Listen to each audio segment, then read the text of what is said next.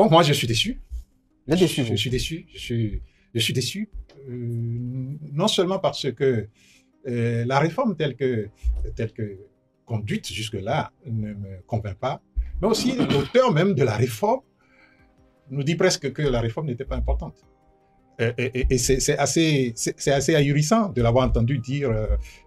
Patrice Talon l'a dit, que la réforme n'était pas importante. Oui, mais quand il dit qu'on n'a pas besoin de partis politiques, on n'a pas besoin d'être dans des partis politiques, on n'a pas besoin de... On doit rester seulement tous ensemble, c'est-à-dire qu'en réalité, on revient à l'idée de parti unique, quoi, mais sous une forme un peu plus polie, quoi. Je ne sais pas si vous voyez, il a dit ça, non?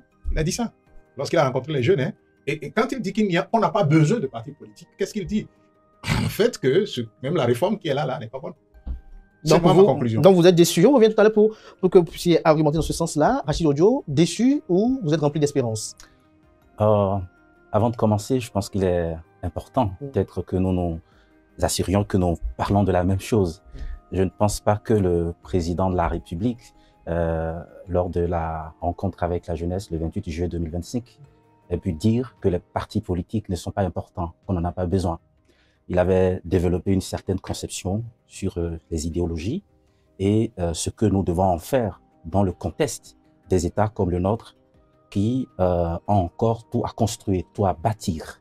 Donc je ne pense pas avoir entendu que les partis politiques ne servent à rien. Quelle est votre interprétation? Non, je viens. Oui. C'est pour ça qu'il dit que lui, que l'on soit de l'autre côté ou d'un autre, il estime que la finalité, c'est de travailler à améliorer les conditions de vie de nos populations, c'est de produire le bien-être collectif. Et que les questions idéologiques ne doivent pas primer sur la marche collective que nous devons entreprendre pour le bien de notre pays. Moi, je suis plein d'espoir parce que nous venons de très loin. La réforme a démarré il y a 7 ans, vous l'avez rappelé dans votre introduction. Elle fait son petit bonhomme de chemin, les partis politiques sont créés, se construisent, se consolident, vivent leurs contradictions internes, font face à certaines difficultés.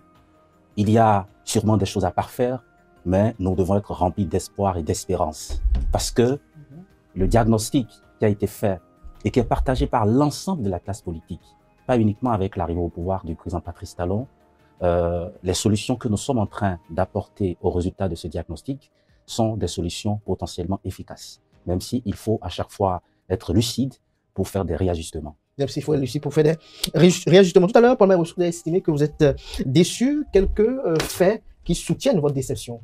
Écoutez, je suis d'accord avec mon ami que le président parlait des idéologies. Mais qu'est-ce qu'un parti politique sans idéologie? Moi, je ne sais pas s'il existe un parti au monde sans idéologie. Le parti, c'est d'abord l'idéologie, c'est-à-dire la pensée qui va gouverner votre action dans l'action publique. Ok, c'est cette pensée-là qui est l'idéologie, et autour de cette pensée se trouvent des valeurs.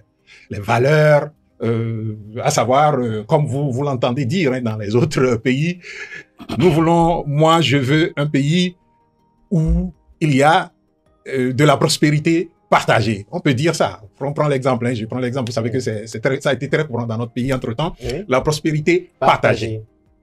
L'autre dit, non, moi je veux un pays où seuls ceux qui travaillent gagnent de l'argent. Vous voyez, c'est déjà différent. C'est déjà différent comme approche de pensée. Et donc, dans l'action, vous verrez que c'est totalement différent. Et c'est ça. Donc, un parti politique ne peut pas exister s'il n'y a pas d'idéologie. Et donc, le président ne peut pas dire que les idéologies, c'est pas important et penser que les partis doivent exister. Ce n'est pas possible. Est-ce qu'il ne dit pas quelque part que les idéologies doivent concourir à la même pensée? Je serais d'accord si on dit les idéologies ne peuvent pas concourir à la même pensée. Parce que vous voyez, quand on dit souvent que oui, les réformes sont au début quelque chose, moi je comprends pas ça. Parce que vous voyez, dans les autres pays, les gens ont 4 ans pour mettre en œuvre des réformes. Et 4 ans, vous voyez, tout le monde entier est transformé en 4 ans. 4 ans, tout le monde entier est transformé. Et vous voulez, pour un pays, on a 9 ans, quoi. Après 9 ans, 7 ans, si on s'en tient aux réformes. 7 ans, et on continue de dire que, bon, on va attendre de voir, je ne sais quel fruit va venir après. Les fruits sont déjà là. Et nous voyons les fruits. Et pour vous, les fruits sont tels que... Vous voyez, je vais vous expliquer quelque chose. Qu'est-ce qu'on appelle réforme? La réforme, c'est pour qu'on ait un changement. Et vous prenez tous les changements, les théories de changement au monde aujourd'hui, les théories les plus avancées vous diront qu'il y a 3 niveaux hein, où le changement doit s'opérer. Le premier niveau, c'est le niveau structurel. Et c'est d'ailleurs ça que le président et tous ceux qui le servent nous servent souvent. Structurel, changement structurel, réforme structurelle. Vous voyez, les réformes structurelles portent sur quoi? Ça porte sur les politiques, ça porte sur les pratiques. OK? Ça s'arrête à ce niveau. Mais le deuxième niveau important, c'est le relationnel. C'est-à-dire quand quel changement vous apportez dans les relations pour que le changement que vous voulez au niveau pratique, politique là, puisse se réaliser normalement. Et ensuite, le dernier niveau, le dernier niveau, le plus important d'ailleurs, c'est le mental. Les structures mentales. La mentalité, la pensée des hommes.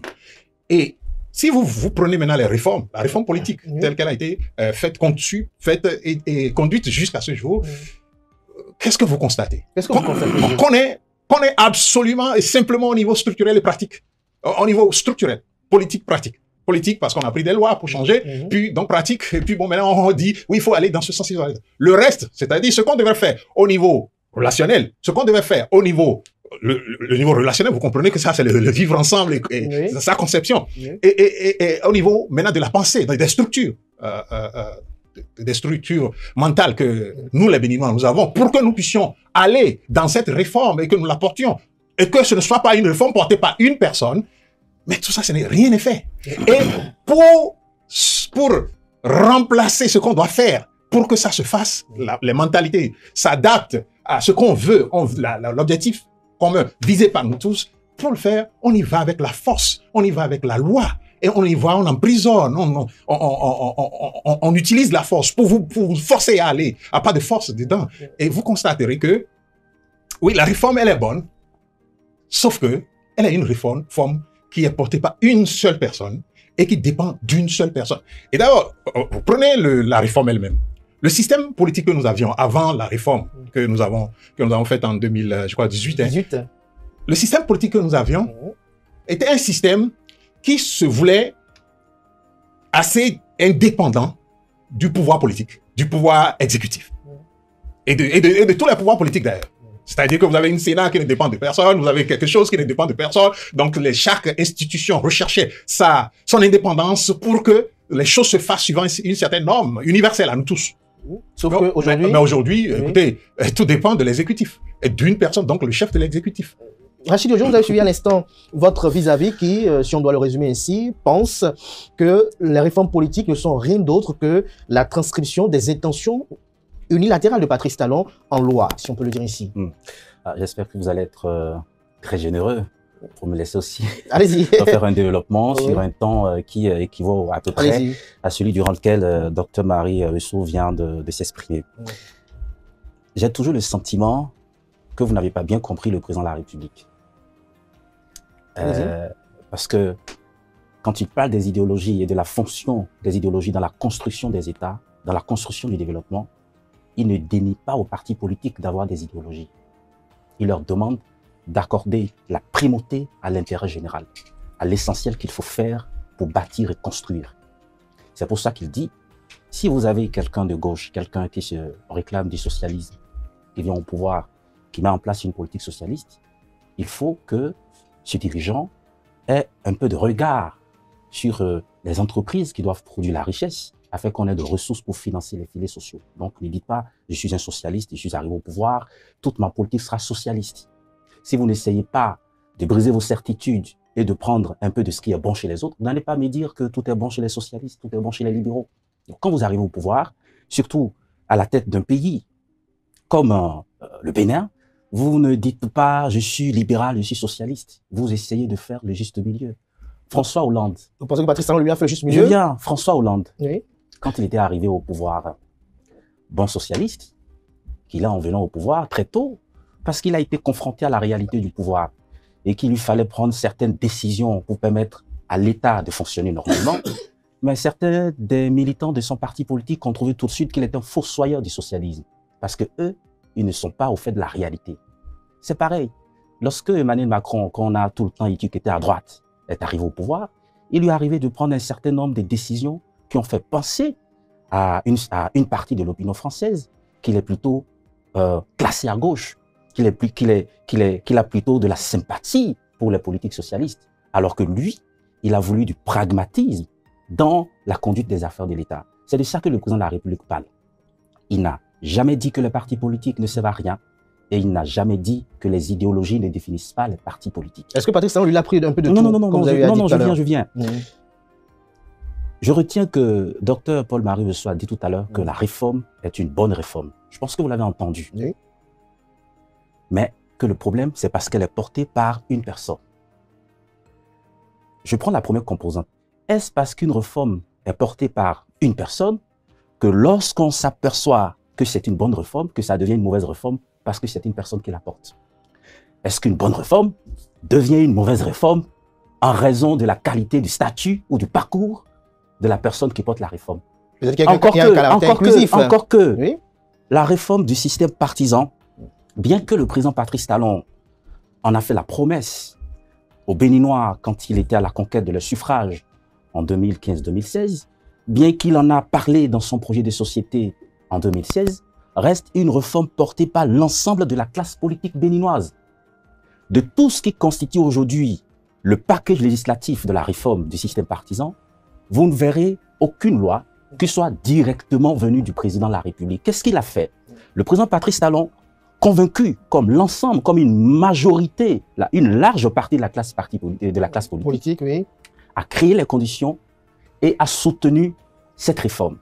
Donc, que ce soit la charte des partis politiques du 17 septembre 2018 ou la modification qui en a été apportée en novembre 2019, que ce soit le code électoral de 2018, celui de 2019, celui de 2024, le statut de l'opposition, la loi portant financement public des partis politiques, ce sont des politiques au Parlement qui ont pris l'initiative et qui ont convaincu d'autres acteurs politiques pour faire la réforme. La réforme n'est pas la réforme de Patrice Talon. Justement, Rachid, voilà. Certains vous diront qu'ils sont d'accord sur la nécessité de réformer, d'opérer une réforme, mais ils ne sont pas d'accord sur les procédés, notamment.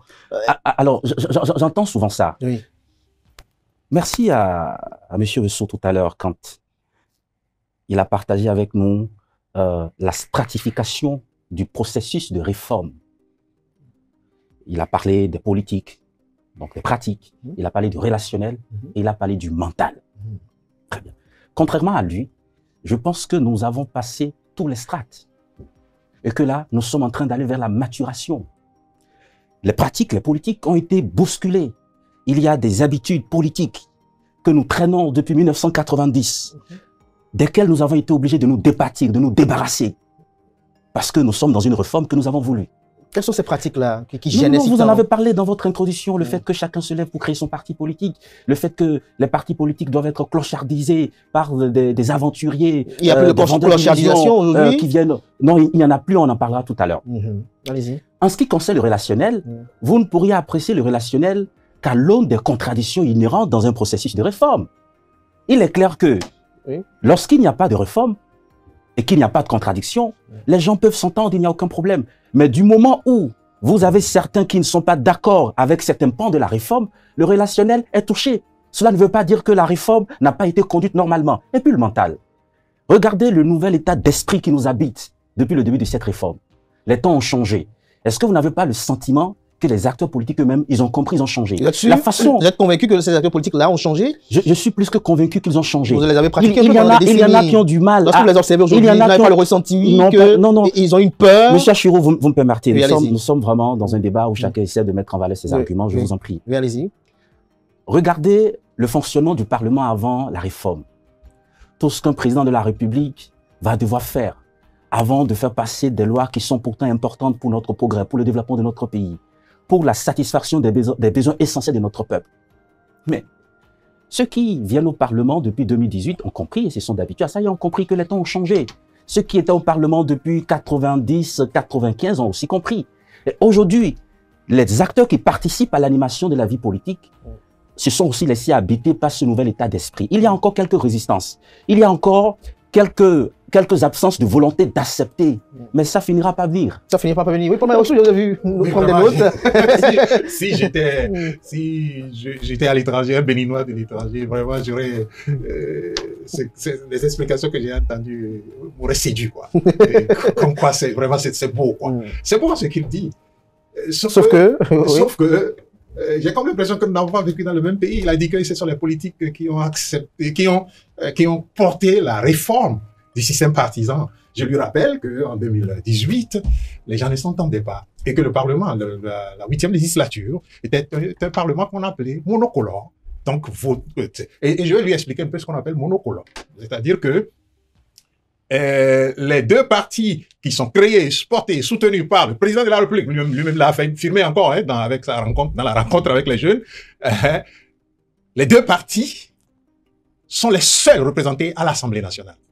Ont été les seuls à représenter à l'Assemblée nationale pour la 8e législature. Un accident de parcours. C'est pas un accident de parcours, c'est voulu, entrepris et obtenu. Vous ne pensez pas à un accident de parcours? Je ne le pense pas du tout. Les historiens chaque historien écrira sa part de l'histoire et nous dira ce qu'il pense. Mais ce qui est réel, c'est que ce Parlement qui a fait toutes les lois qu'il a citées, toutes les lois, il n'y a aucune des lois qu'il a citées qui n'a été faite par ce Parlement-là. C'est un Parlement de gens qui... Le Parlement commandé de l'UPDBR, c'était en 2019. La réforme de cette partie en 2018, c'est quoi ça de la 7e législature?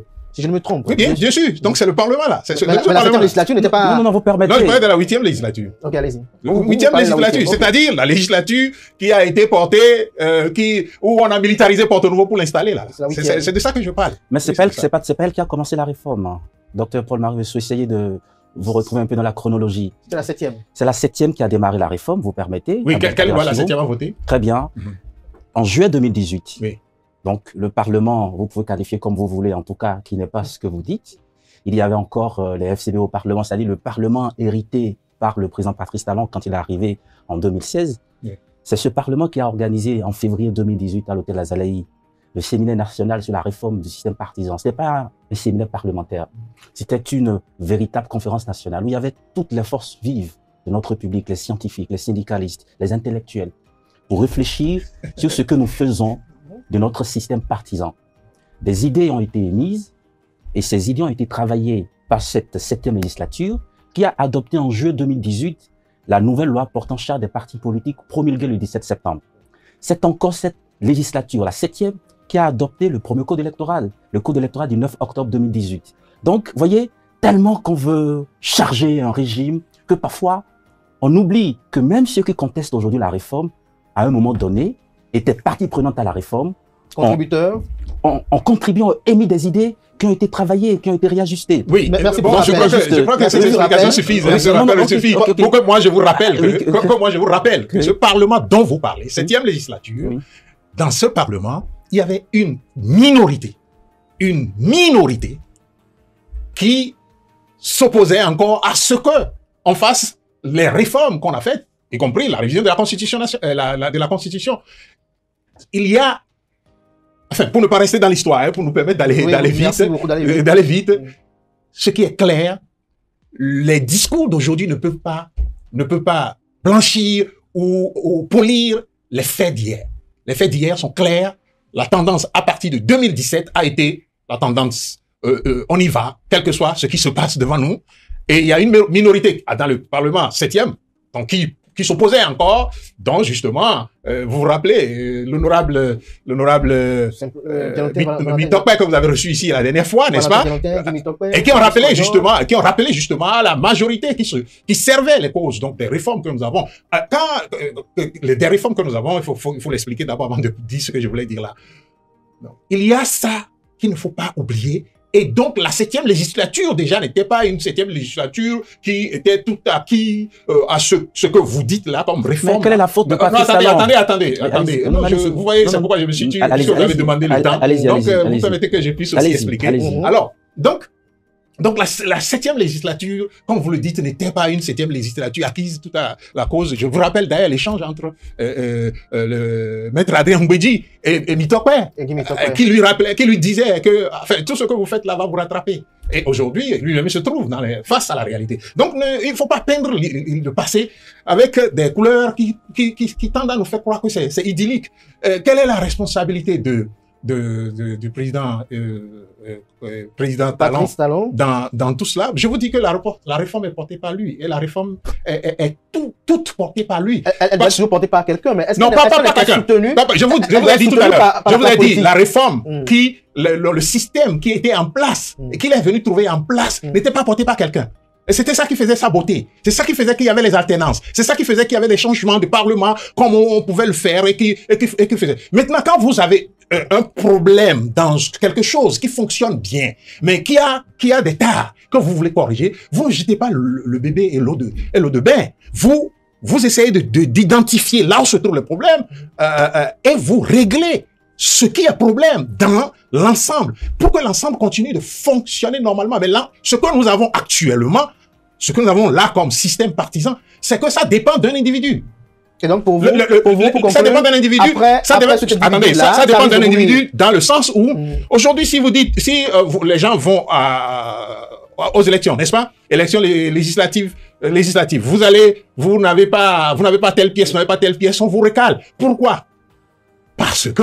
On va y arriver tout à l'heure. Oui, donc c'est vous dire, et parfois même les gens ont toutes les pièces, mais ne peuvent pas y aller. C'est vous dire que le système qui remplace le système que nous avons est pire que le système. Mais moi, excusez-moi de le dire, hein, je n'ai pas dit que la réforme telle que faite, c'est-à-dire dans sa forme, elle est bonne. Je parlais de la réforme bonne dans le sens où il y a des problèmes à régler et qu'on devrait régler. Mais le contenu, et c'est sur le contenu que tous les acteurs divergent avec le président. Si vous ne le comprenez pas, c'est le contenu et ensuite la manière. Et je vous ai dit, la manière, elle a été cavalière. Là où on doit la mentalité, convaincre quelqu'un, je veux que vous m'ameniez à Dantokpa. Écoutez, je dois vous convaincre pour vous dire, amenez-moi à Dantokpa. Mais non, je ne le fais pas. Je vous jette dans une camionnette de policiers. Je vous dis, ah non, attends pas. C'est ça le problème.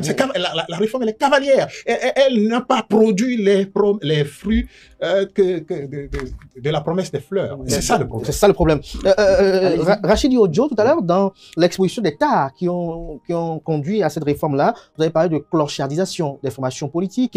Est-ce qu'aujourd'hui, il n'y a pas une autre forme de clochardisation des formations politiques lorsque l'on sait qu'après cette réforme-là, toute formation politique aujourd'hui est assidue à la volonté de deux acteurs, Patrice Talon et Boni Yayi? Je pense qu'il n'y a aucune disposition d'aucune loi de tout ce qui fait la réforme du système partisan qui contraint un citoyen à avoir une telle attitude. Et vous m'emmenez en même temps sur certains éléments exposés tout à l'heure par... Paul Maïrossou, sauf que si vous permettez, je glisser rapidement une question, sauf qu'on constate aujourd'hui que le jeu politique de 2026 se jouera exclusivement au gré de la volonté de Patrice Talon et de Boni Yayi. Alors, est-ce qu'il y a eu... Est-ce ça la réforme? Est-ce qu'il y a eu une méthode cavalière dans la conduite de la réforme? La réponse est non. Dans la conduite de la réforme, il y a eu des oppositions.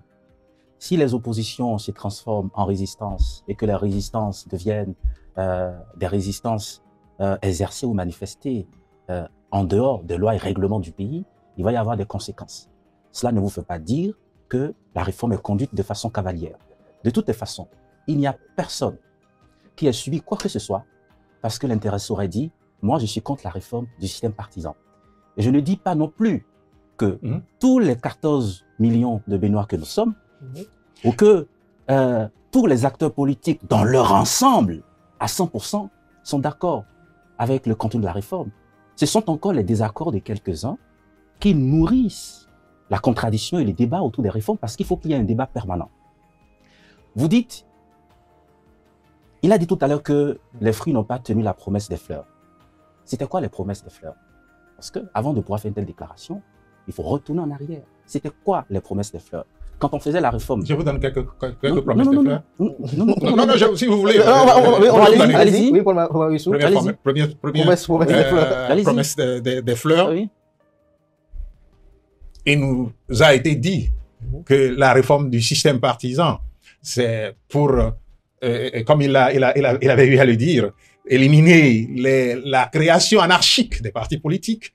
Et des gens sont allés jusqu'à dire qu'on voulait éviter que nos campagnes présidentielles, n'est-ce pas, soient que des farfelus, je ne me rappelle plus le terme, ils ont utilisé que des farfelus. Des hommes providentiels. Non, des farfelus posent leur candidature. Donc, on voulait éliminer des candidatures d'une certaine nature qui au goût de ceux qui conduisaient la réforme. Et ça, ce n'est pas le président qui l'a dit, hein, c'est plutôt... C'est moi qui ai la parole, hein, c'est parce que vous voulez me rappeler les promesses. Oui, parce tout à fait. qu'après, je passerai plus de temps. Hein, vous m'avez interrompu. Ne vous en faites pas. Allez-y, docteur Paul Marusseau. On va faire la même chose. Non, allez-y. Paul Marusseau, allez-y. Allez-y. donc, il y a des gens, donc, candidature fantaisiste. Vous vous rappelez? Ok, je prends la candidature fantaisiste, les candidats fantaisistes. Il y avait en 2016 32 candidats. Ok. Si vous comptez les candidats fantaisistes parmi les 32, vous n'en trouverez pas 4. Faites le pourcentage. Et dites-moi en 2021, les candidatures fantaisistes. Il y avait des candidats fantaisistes aussi. Oui, écoutez. Alors, c'est une parenthèse. Ça dépend de comment on juge. C'est une parenthèse, elle va pas être plus longue que la phrase elle-même. On revient. Abdelkader, je vous en prie. Ça dépend de comment on juge. Non. Ça, parce que effectivement, quand on dit les fruits n'ont pas tenu la promesse des fleurs, dans le contexte de la réforme du système partisan, il faut aller chercher les promesses de façon formelle dans l'exposé des motifs des premières lois qui ont germé et qui ont consacré cette réforme. Et ce que vous dites là, ça peut être des développements d'acteurs politiques, mais je ne pense pas qu'on ait promis aux Béninois qu'on est en train d'abord de faire la réforme du système partisan pour éliminer les candidatures fantaisistes. Après, la question du parrainage a été motivée entre autres par ça. Mais la réforme a été faite pour quoi? Parce qu'il ne faut pas passer à côté du fondamental. Oui, allez-y. La réforme a été faite pour dépersonnaliser les partis politiques et ramener les partis politiques au cœur de l'animation de la vie politique. Sauf qu'aujourd'hui... Je viens. Oui. Faire en sorte que les partis politiques puissent reconquérir leur place dans le fonctionnement des institutions et dans le fonctionnement de notre démocratie. Ensuite, nous sommes l'une des rares démocraties où ce sont des individus qui, à la veille de chaque élection présidentielle, essayent de tenir les partis politiques. Quelqu'un vient, après avoir exercé une carrière internationale, se découvre la providence de devenir président de la République, et puis ça y est, c'est parti. Donc, aujourd'hui, est-ce que les partis politiques ont été replacés au cœur de l'animation de la vie politique? Est-ce que nous avons pu bâtir de véritables partis politiques qui se forcent à avoir un ancrage national, qui ne soient plus des partis de quartier, d'arrondissement, de département ou de commune? La réponse est oui. Est-ce que nous sommes sur le point, pour une fois dans notre histoire démocratique, d'avoir un président de la République qui soit issu d'un parti politique? Issu ou soutenu?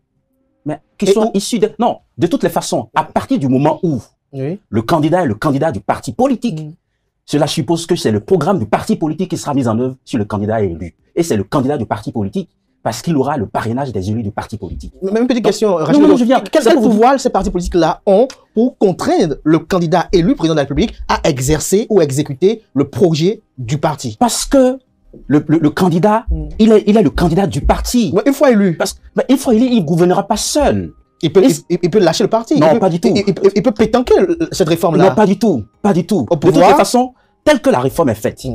Si, parce qu'un président de la République, un candidat a été désigné par un parti politique de façon extraordinaire, dans un rang qui n'est pas celui des militants connus ou des militants actifs, et que ça soit un candidat désigné hors du parti politique. Mais celui-là, s'il gouverne en dehors du parti politique, il ne pourra pas tenir le pays 6 mois. Ah bon? Ouais, parce que il n'a que le pouvoir présidentiel. Le parti politique qui lui a permis avec ses alliés... Oui. Non, je viens. Oui. Le parti politique qui lui a permis... Je vous en prie. Allez-y.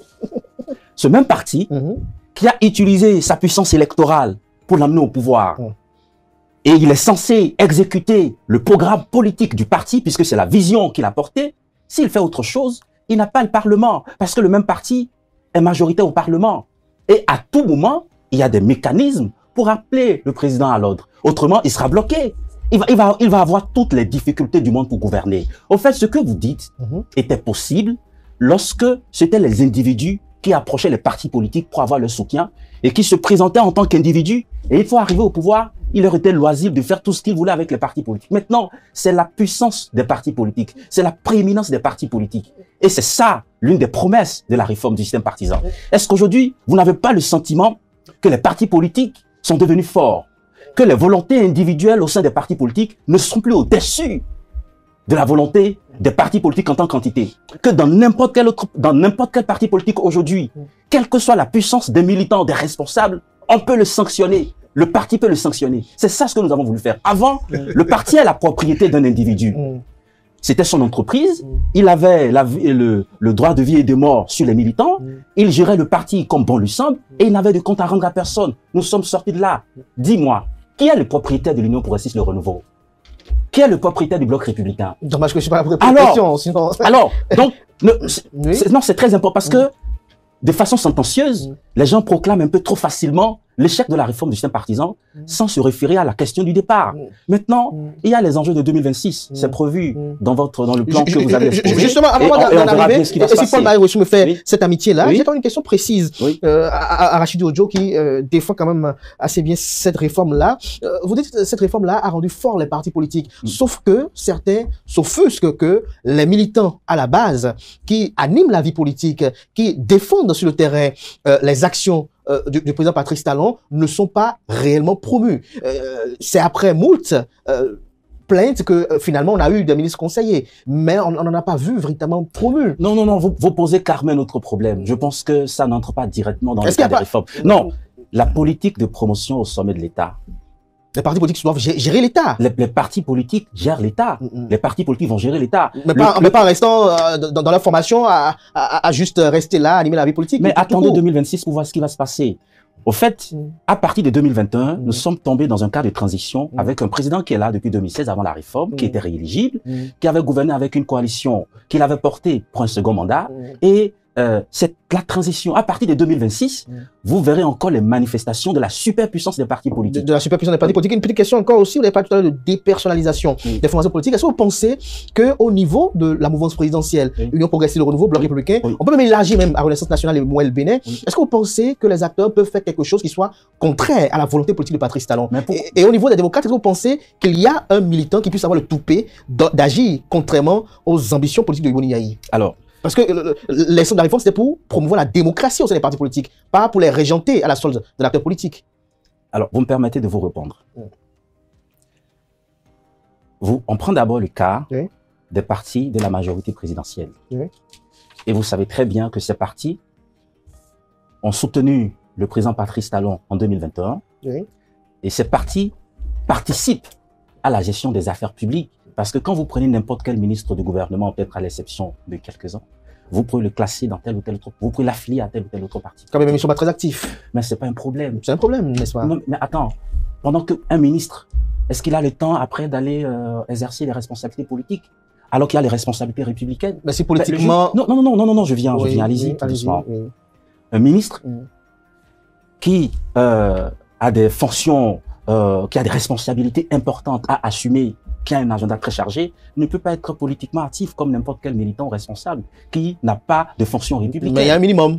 Non. Maintenant, après, c'est vous qui appréciez. Après, c'est vous qui appréciez. Allez-y, Rachid Odjo, pour conclure. Dans les partis politiques, il n'y a aucune disposition qui lie un militant à une personnalité.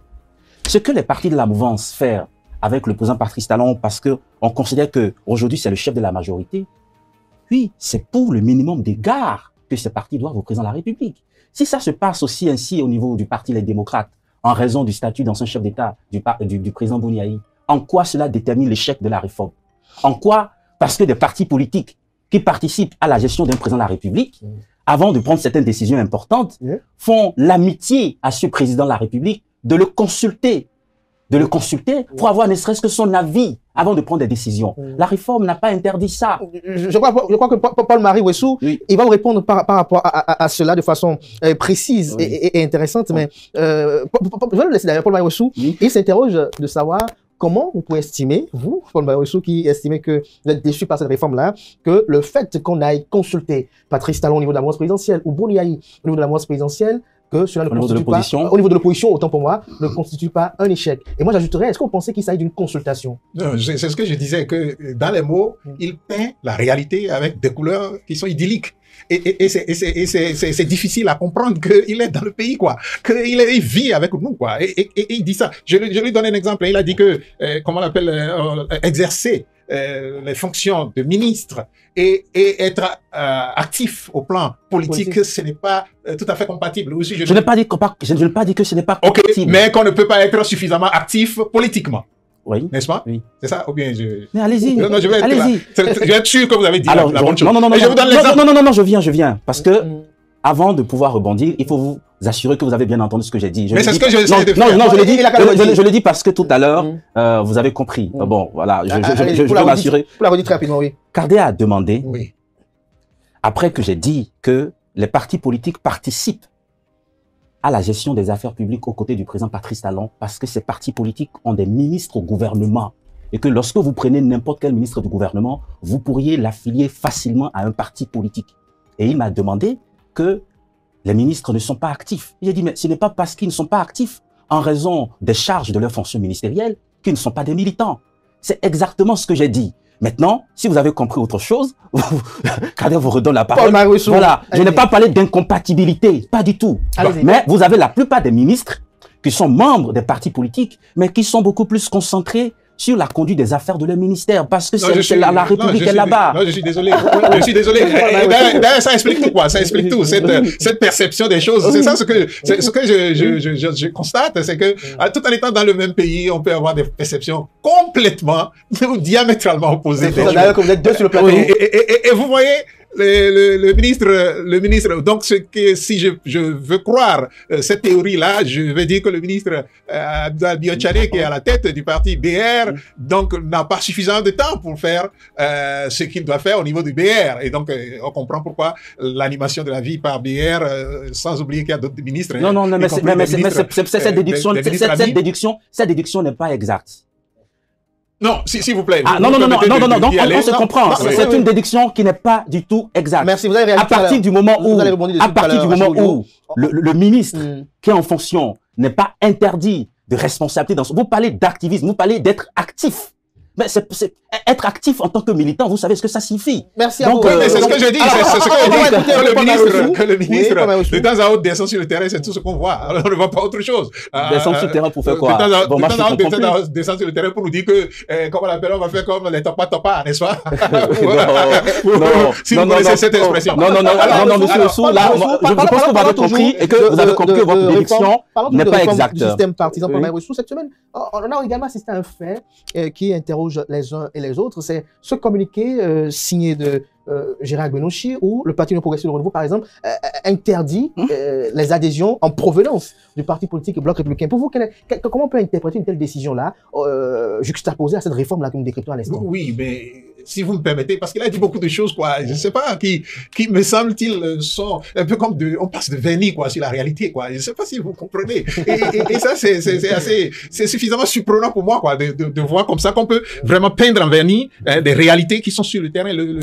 Allez-y. Personne au Bénin-Ici. Personne. Je vous mets au défi de mettre tous les partisans de BR et de UPR au défi de démontrer leur propriété leur propriété du parti, les UPR ou du parti BR. Mais aujourd'hui... Le défi, c'est par rapport à quoi? Non, Dr Paul Marousseau, vous n'allez pas dire ça.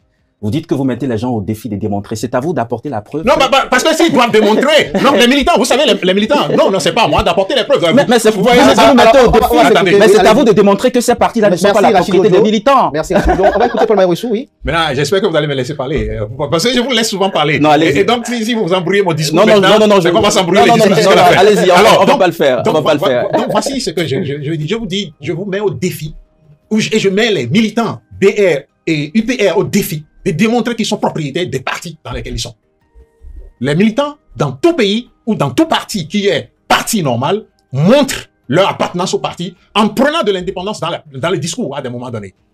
Quel militant BR peut dire aujourd'hui, moi je suis candidat? Militant vrai BR. Militant vrai UPR. Vous n'avez pas suivi Fred Kwenou? Fred Kwenou... Ou bien vous n'avez pas suivi...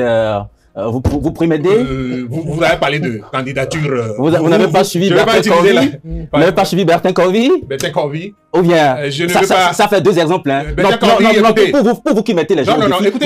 Écoutez, laissez-moi parler. On écoute, oui. Oui. Le Bertin Corvi, vous savez ça, vous connaissez la candidature de Bertin Corvi. Bertin Corvi dit en même temps que Patrick Talon doit faire 20 et quelqu'un, et puis lui-même en même temps dit qu'il est candidat. Donc vous comprenez ces candidatures-là. Ça, c'est pas de la candidature. Je parle de candidature sérieuse. C'est une insulte à ces personnes. Vous les insultez. Vous avez écouté nous, on va pas quand même dire qu'il n'est pas sérieux. Suivez, vous avez vu sur les réseaux sociaux des Béninois qui font des vidéos pour soutenir son initiative d'être candidat à la candidature. Je lui souhaite bonne chance. Tout ce que j'ai dit, je parle de candidature sérieuse. Moi, je parle de candidature. Nourodine Chaka Saleh n'est pas sérieux au niveau des démocrates. Bon, voilà, justement, c'est la différence que je voulais faire. C'est pourquoi vous me dites de me laisser parler. C'est la différence que je voulais faire. Vous prenez le Bloc républicain, vous prenez l'Union progressiste, le Renouveau, tous les candidats qui peuvent bousculer le système de façon effective, vous constatez que si vous sortez un peu la tête, on vous tape dessus.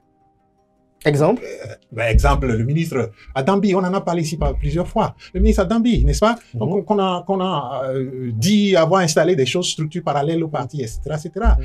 Je parle de cette catégorie de candidats. C'est de ça que je parle. Donc, vous savez, Bertin Corvi, il est dans les médias tous les jours, donc il peut dire sa candidature, il peut encore renoncer à sa candidature demain. Je ne sais pas, l'autre, je ne le connais pas trop pour parler de lui. C'est vrai qu'il est politicien, je vois parfois des choses qu'il fait, mais bon, moi, sincèrement, je ne sais pas si nous mettons ces gens-là sur les bulletins de vote. Demain, les Béninois iront massivement voter. Non, ne dites pas ça, ne dites pas ça. Mais je dis, je ne sais pas. Je ne peux pas dire ce que je ne sais pas. Je ne dis pas que les Béninois n'iraient pas voter. J'ai dit, je ne sais pas si les Béninois iraient voter. Mais ce que je voudrais dire, c'est que les partis politiques sont hautement, les deux, BR, UPR, sont hautement régentés. Pas une personne, vous le savez bien, et vous ne dites pas la vérité. C'est-à-dire que le président Talon a la même mise sur les partis. Et vous le savez bien. Et vous, pour arrondir les angles, vous dites que c'est une transition et qu'en 2026, pourquoi on met un système en place et puis on tient les freins à main et on attend 2026 pour que les freins soient relâchés? Moi, je comprends pas ça. Au niveau des démocrates? Au niveau des démocrates, moi, je constate qu'il y a suffisamment de possibilités pour les gens de s'exprimer. Je constate. Vous avez parlé de Nourodine Chaka Saleh. Je constate que depuis qu'il a dit qu'il est candidat formellement, et Nourodine Chaka Saleh quand même, personne n'est allé lui dire ou ne l'a exclu ou ne lui a dit quelque chose au sein du parti. Parce que quand ça se passe au niveau de l'UPR, non, mais quand ça se passe au niveau de l'UPR, du BR, vous savez bien, ceux qui sont à mesure de dire je vais être candidat et puis la machine va se mettre derrière ces gens. Vous le savez bien au niveau des deux partis. Mais qui d'entre eux peut aujourd'hui véritablement sortir le petit doigt et dire je suis candidat? C'est ça le problème. C'est ça la réalité. Donc, il ne faut pas nous faire croire que la réforme est un succès. Enfin, pour nous autres qui le disons, nous le disons avec sans état d'âme, que c'est un échec. Et je vous ai dit tout à l'heure, les 3 niveaux sur lesquels il faut voir, il faut analyser une réforme. Et il me dit que les mentalités ont changé. Quelle mentalité? Les gens ont peur. Les gens ont peur parce que vous voyez tout ce qui se passe dans le pays. On arrête les gens, on fait ceci, on fait cela. Et tout le monde a peur. Tout le monde est sous le coup de la peur. Et donc, vous ne pouvez pas nous dire de go que la réforme est bonne parce que les gens se taisent, ne parlent pas, alors donc ils sont d'accord. Non, les gens ne sont pas d'accord. Mais les gens ne peuvent pas exprimer leur désaccord en ce moment parce que il y a des peurs, il y a des raisons d'avoir peur et de s'exprimer. Ensuite. Par rapport à ma question? La question c'était au sujet de... La question était au sujet de ce communiqué de l'UP qui interdit... Oui. Bon, ça c'est les manifestations internes au parti. Et moi, je voudrais dire une chose. Ce n'est pas que... Je ne suis pas venu ici pour dire que tout ce qui se passe au sein des partis, c'est zéro. C'est nul. Je ne suis pas venu ici pour... Ce n'est pas mes propos. Mes propos, c'est de constater que... Vous savez, moi, j'ai une formation. Et de par ma formation, lorsque vous prenez par exemple le président Talon, vous allez dire, il fait les routes, c'est bon. Il a amené, j'ai entendu même des gens, ils ont dit, il a amené de l'eau à ça, ben c'est bon. Il a amené ceci, c'est bon. Et donc maintenant, il faut l'applaudir. Mais moi, je ne le ferai pas. De par ma formation, j'analyse le système qui est mis en place. C'est le système. Donc, vous êtes théoricien de la gouvernance d'État. Je parle du système dans son entièreté. Et le système dans son entièreté n'est pas bon. Il y a des manifestations dans le système qui sont bonnes, mais le système dans son entièreté, dans sa totalité, n'est pas bonne. Et ce sur quoi, le socle sur lequel repose le système, je vous l'ai dit tout à l'heure, c'est une personne. Parce qu'on a fait la réforme de sorte que nous sommes partis, par exemple, de ce que, vous rappelez-vous quand on devrait aller aux élections en 2015, en 2015, non, pardon, pas 2015, hein, en 1995, où le président Tsoglo et les partis d'opposition étaient vraiment dans un combat pour le contrôle du Parlement. Et qu'on devait faire la réforme pour que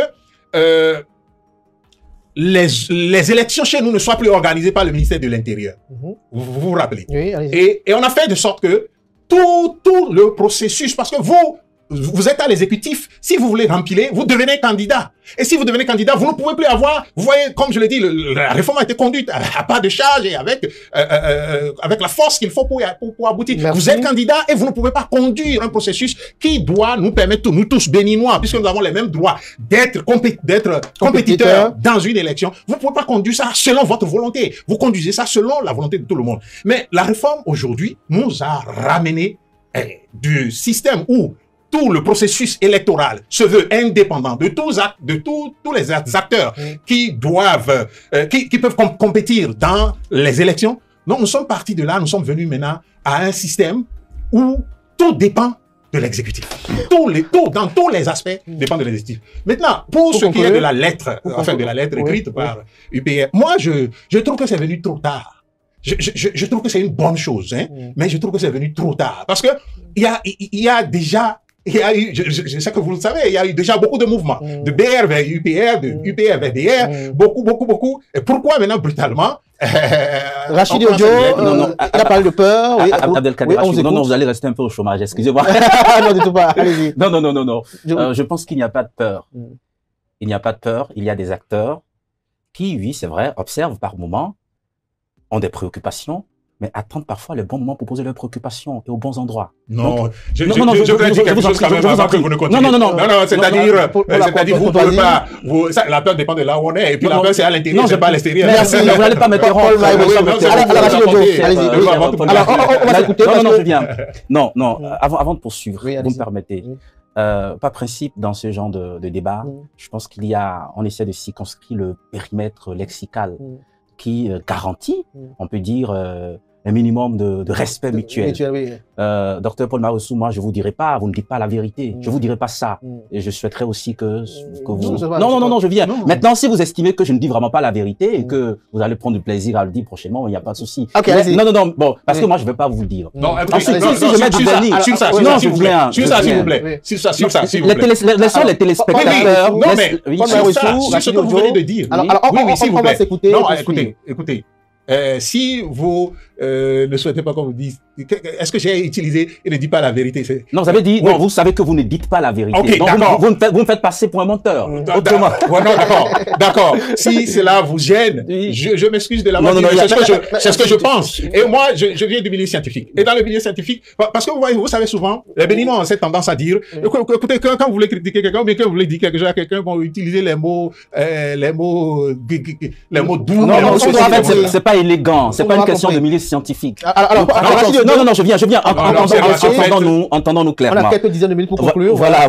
Non, je pense qu'on s'est compris. Les téléspectateurs vous observent et ils ont suivi. Autant moi je passe du vernis, autant vous écrasez du charbon et vous prenez le produit et vous passez ça sur la réalité. Et donc les téléspectateurs pourront déduire la couleur qu'ils verront. Allez-y. Moi, il y a quelques inexactitudes dans votre développement. Abdelkader Achirou vous a cité des militants de partis politiques qui ont déclaré à la face du monde qu'ils sont candidats, qui ne créent rien et qui n'ont aucun problème. Le seul exemple que vous avez donné, c'est l'exemple de quelqu'un qui n'a pas déclaré de candidature, qui n'a pas dit qu'il est candidat, mais son parti politique l'a accusé de faire un certain nombre de démarches et a pris des décisions en conséquence. Je ne vais pas m'étaler là-dessus. Donc, quand vous lancez le défi et on vous donne des noms, vous n'allez pas dire non, ces personnes-là ne sont pas sérieuses. Je pense que Bertin Covy n'est pas du genre à laisser passer ce genre d'affront. Il vous répondra. Et j'espère aussi que Fred Benoît aussi vous démontrera de la diffusion de cette émission que sa candidature est bien sérieuse. Moi, je reviens sur la question du système électoral. Et là, je vous permettez, ça peut être un dialogue. Qu'est-ce qu'il y a dans le système électoral qui le rendait indépendant? Donc, il y a quelques années, avant l'arrivée au pouvoir du président Patrice Talon, et aujourd'hui, avec la réforme du système partisan qui rend dépendant vis-à-vis de l'exécutif ce système électoral. Conformité, certificat de conformité. Qu'est-ce que le certificat? Quand vous parlez du système électoral, vous parlez quoi? Vous parlez des institutions et vous parlez aussi de la législation. Qu'est-ce que le certificat de conformité a à voir avec l'indépendance du système électoral? Qu'est-ce que ça a à voir? Bon, vous voyez. Non, je viens. Non, le certificat, parce que c'est une pièce qu'une autorité administrative est censée délivrer, comme il y a toujours eu des pièces de candidature délivrées par des autorités administratives dans notre pays. En quoi ça rend dépendant un système? Bon. Quand vous voulez prendre le certificat, quand vous voulez prendre le certificat de nationalité, le certificat de résidence, ce sont toujours des autorités administratives qui ont toujours délivré ça. Est-ce que ça suffit pour dire non, le système électoral était indépendant et maintenant il est dépendant? Je pense que les internautes et les téléspectateurs vous suivent. Donc sur le certificat de conformité, il n'y a pas eu un changement dans le système institutionnel, dans les institutions qui sont impliquées dans l'organisation des élections et qui de facto rend ces institutions-là dépendantes du pouvoir exécutif. Donc, je voudrais savoir, on va faire la comparaison pour le certificat de conformité. En tout cas, peut-être que vous avez convaincu certains des téléspectateurs, mais le certificat de conformité ne fait pas partie du système. C'est une pièce qu'une autorité administrative délivre comme n'importe quelle autre pièce exigée dans les dossiers de candidature. Non, c'est pas fini, peut-être il y a autre chose. Oui. Alors, non. Paul Marosso a parlé du certificat de conformité. Qu'est-ce qui rend aujourd'hui dépendant le système électoral? Parce que quand on parle du système électoral, quand quelqu'un vous entend, il voit d'abord les institutions, peut-être dans leur composition, peut-être dans leur fonctionnement. De quelle façon le fonctionnement des institutions impliquées dans l'organisation et la proclamation des élections, des résultats des élections, de quelle façon ces institutions-là, dans leur composition, ont été modifiées pour que vous pensiez aujourd'hui que le système institutionnel, le système électoral est dépendant du pouvoir exécutif. Certificat de conformité, ça passe pas. Excusez-moi, alors, donc, je comprends maintenant pourquoi l'utilisation de l'expression de la vérité, entre-temps, posait problème. Parce que je ne sais pas si nous vivons les mêmes réalités, sincèrement pas. Je ne sais pas si nous vivons les mêmes réalités. Parce que le certificat de conformité a été le problème que le Bénin a connu, qui a amené à la mort de personnes dans nos élections ici au Bénin. Et ce certificat de conformité a été la décision d'une cour constitutionnelle qui n'est pas une cour qui élabore des lois. Ça, c'est un. La cour qui a pris cette loi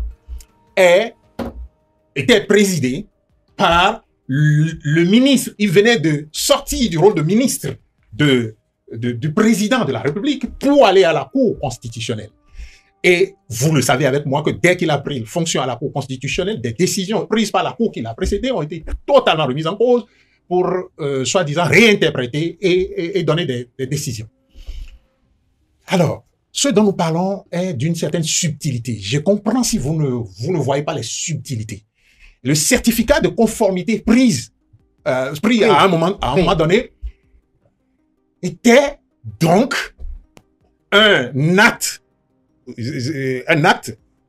qu'on devrait donner aux partis politiques, délivrer aux partis politiques avant qu'ils ne participent aux élections.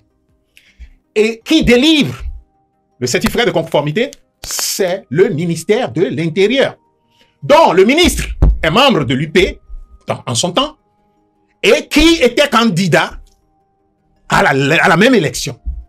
Donc, les choses sont d'une subtilité. Si vous ne les voyez pas, ce n'est pas grave. Mais moi, je vous les fais observer. Et donc, le certificat de conformité qui a été la source des violences que nous avons connues. Autre aspect du système électoral, le code électoral? Non, c'est lui qui a la parole. On est toujours sur le système. Non, vous n'allez pas se sentir parce que oui, sauf qu'on ne risque pas aller au niveau des discours élections générales parfois pour conditionner l'opinion. Et je pense que quand on a des occasions d'en discuter, il faut qu'on en discute. Tout à fait. Dans le temps réglementaire. Donc je retiens que le certificat de conformité ne fait pas partie du système électoral. Non. Moi, je ne l'ai pas dit, ça fait partie du système électoral, puisque le système électoral comprend votre capacité à être comment on l'appelle, compétitif ou pas. Alors, je veux que nos téléspectateurs le retiennent. Oui. Le certificat de conformité, bien qu'il soit présenté comme la source des difficultés que nous avons connues en 2019 et que nous ne souhaiterions plus revoir dans notre pays, n'était pas, comme vous le dites, une pièce inventée par hasard, par une institution qui n'en a pas la compétence. Parce que vous avez dit que la Cour constitutionnelle ne fait pas la loi. Et je voudrais implorer votre indulgence pour faire entendre, pour restaurer les faits dans leur chronologie. Allez-y. 17 septembre 2018. nouvelle charte des partis politiques est entrée en vigueur. La charte dit, les partis politiques qui existaient déjà avant l'entrée en vigueur de la charte ont 6 mois pour se conformer à la nouvelle charte des partis politiques. C'est-à-dire qu'avant, les anciens partis ont été créés en justifiant seulement de 10 membres fondateurs par département. Maintenant, il faut 15 membres fondateurs par commune. En février 2019, il faut déposer les dossiers de candidature pour les élections législatives d'avril 2019.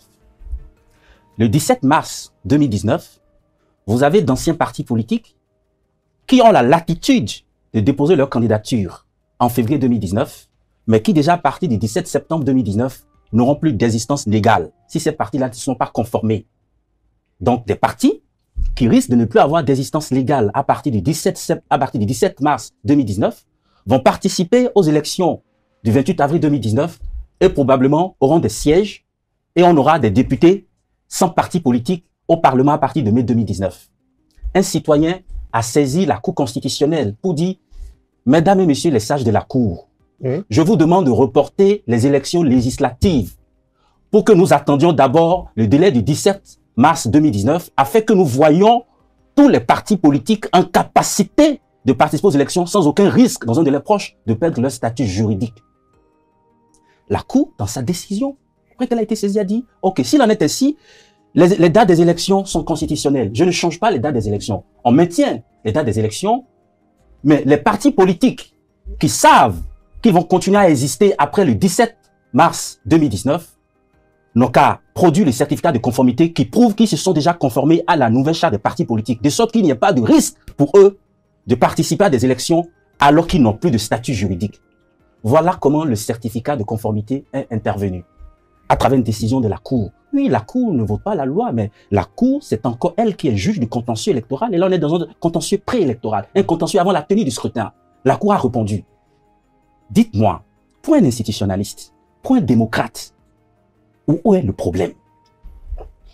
Ouais, le problème, on va progresser parce que on a à peine 5 ou 10 minutes. Maintenant, si des partis politiques n'ont pas pu se conformer je efficacement et n'ont pas eu le certificat de conformité, est-ce que c'est la faute à la Cour constitutionnelle qui a rendu une décision après qu'elle a été saisie par toute la problématique est dans cette question. Toute la problématique est dans cette question parce que celui qui décide de vous être conformé ou pas n'est pas indépendant.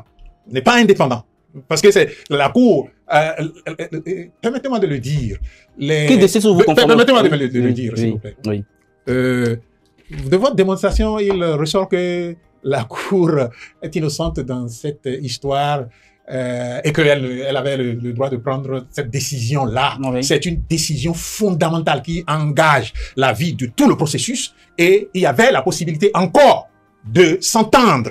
Parce que lorsque vous avez une loi qui est venue et qui commence à changer le processus, si ça pose des problèmes, on trouve, et lui-même il a dit tout à l'heure, vous vous rappelez, il a dit tout à l'heure que on est en transition.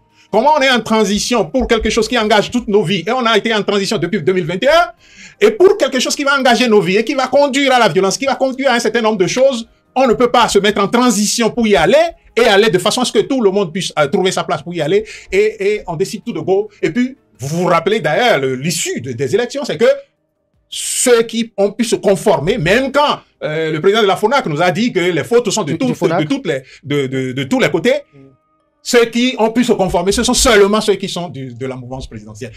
En fond, on dit oui.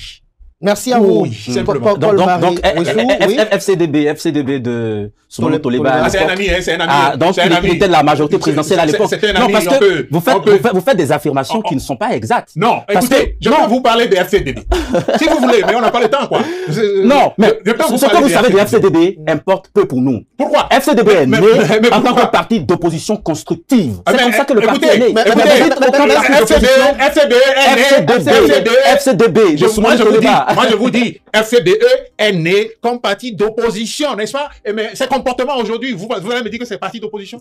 Voilà, vous êtes dans... Merci à vous, vous êtes dans vos spéculations. Non, c'est pas des spéculations. Non, ce sont des spéculations. Moi, je dis des faits. Ce sont des images. Je dis des faits. Mais les faits ne sont pas exacts. FCDB est un parti qui a proclamé son opposition constructive au système de Patrice Talon quand le parti obtenait son certificat de conformité.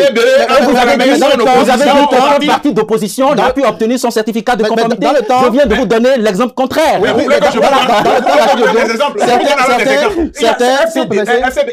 On peut estimer que FCDB n'a pas un parti. Si Soumanou Toleba vous a fait des confidences, si vous en savez quelque chose, ça ne vient pas dans le débat public. Ce qu'on entend dans le débat public, c'est ce que tout le monde entend. Soumanou Toleba ne m'a pas fait de confidences par rapport à FCDB. Qu'est-ce que vous dites? Vous analysez les partis politiques sur la base de ce que vous voyez comme j'analyse les de leurs déclarations. De leurs déclarations, de ce que vous voyez. Parce que si vous vous arrêtez à ce qu'ils disent, je vous ai dit tout à l'heure que FCDB, on peut dire que c'est un parti d'opposition. Mais aujourd'hui, c'est clair. Malheureusement, on n'a pas eu le temps de faire le débat. Donc, on retient que le certificat de conformité on ne retient pas. a été délivré uniquement avec de la majorité présidentielle. Au parti de la majorité. Vous savez, il y a eu les candidatures en 2021. Les candidatures en 2021. Excusez-moi de le dire quand même. En 2021, il y a eu les candidatures. Non, s'il vous plaît, oui. En 2021, il y a eu les candidatures. Parce que ce que vous dites, si c'est vrai, je vous donne les exemples. Vous mettez les candidatures qu'il y a eu en 2021. Quels sont les partis politiques que les individus avaient avant d'avoir comment on appelle, leur parrainage? Merci à vous. Alors, c'est ça. Donc, quand vous dites... On va revenir samedi prochain. Il faut organiser une deuxième partie. Exactement, parce qu'on va parler de la portée de la loi électorale. De prendre le rendez-vous. Parce qu'il y a des aspects qu'on va aborder.